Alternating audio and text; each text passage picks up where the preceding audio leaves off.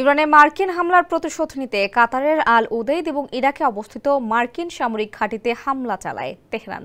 প্রত্যক্ষদর্শীরা জানিয়েছেন, কাতারের রাজধানী দোহার আকাশে বিকট শব্দ শুনতে পাওয়া যায়। তবে কাতারের আল উদেইদে মার্কিন সামরিক ঘাঁটিতে হামলার ঘটনায় সার্বভৌমত্ব লঙ্ঘনের অভিযোগ তুলেছে মধ্যপ্রাচ্যের উপসাগরীয় অঞ্চলের এই দেশটি।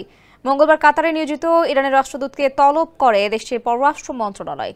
তিনি উপস্থিত হওয়ার পর এই হামলা নিন্দা ও কঠোর সমালোচনা করে মন্ত্রণালয়ের কর্মকর্তারা তাকে বলেন, এই হামলার মাধ্যমে কাতারের সার্বভৌমত্ব এবং আকাশ সীমার স্বাধীনতার গুরুতর লঙ্ঘন করেছে ইরান।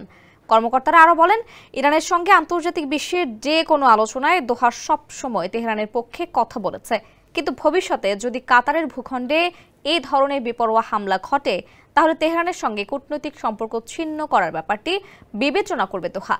রাজধানী দোহার অদূরে আল উদেইদে অবস্থিত মার্কিন সামরিক ঘাঁটি লক্ষ্য করে সোমবার রাতে 6টি ক্ষেপণাস্ত্র নিক্ষেপ করে ইরানের সামরিক বাহিনীর অভিজাত শাখা Islamic Revolutionary Guard Corps IRGC। ইরানের পরমাণু স্থাপনা লক্ষ্য করে রোববারের মার্কিন হামলার জবাব দিতে ছোড়া হয়েছিল এসব ক্ষেপণাস্ত্র। মার্কিন সামরিক ঘাঁটির কোনো ক্ষয়ক্ষতি অবশ্য এই হামলায় হয়নি, তবে এই ঘটনায় ব্যাপক ক্ষুব্ধ হয়েছে দোহা।